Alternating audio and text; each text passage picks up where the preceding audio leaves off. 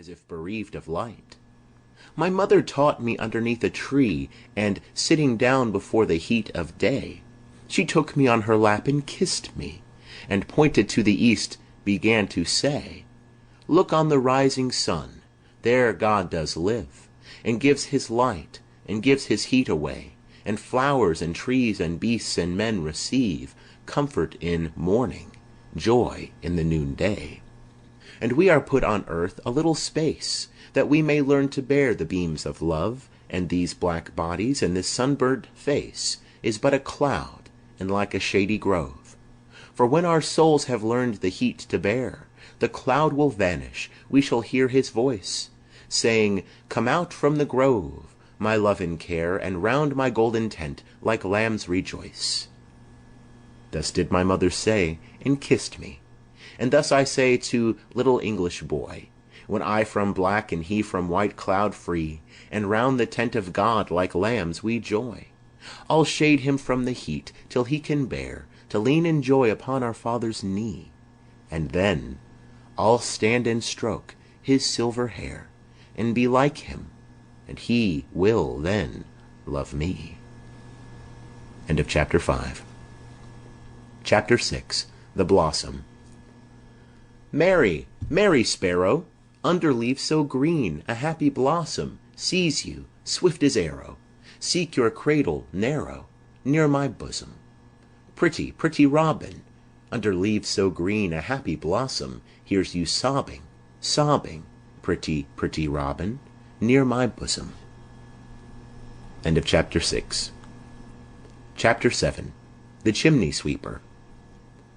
When my mother died I was very young, and my father sold me while yet my tongue could scarcely cry, Weep, weep, weep, weep.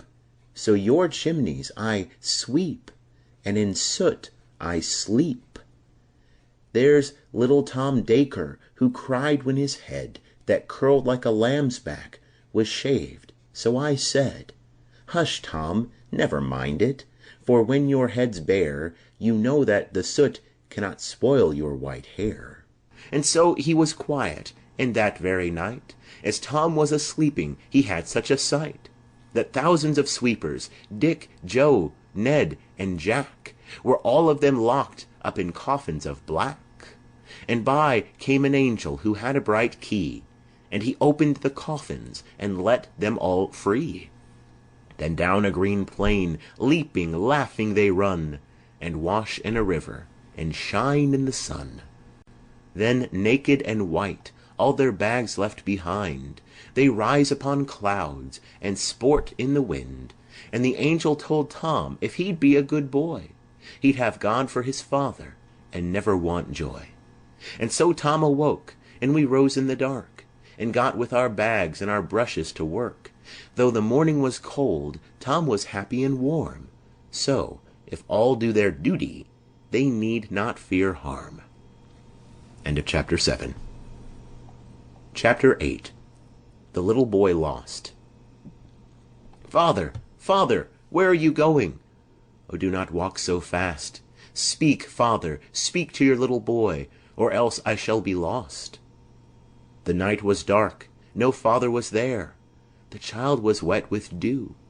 The mire was deep, and the child did weep, and away the vapor flew. End of chapter 8. Chapter 9. The Little Boy Found.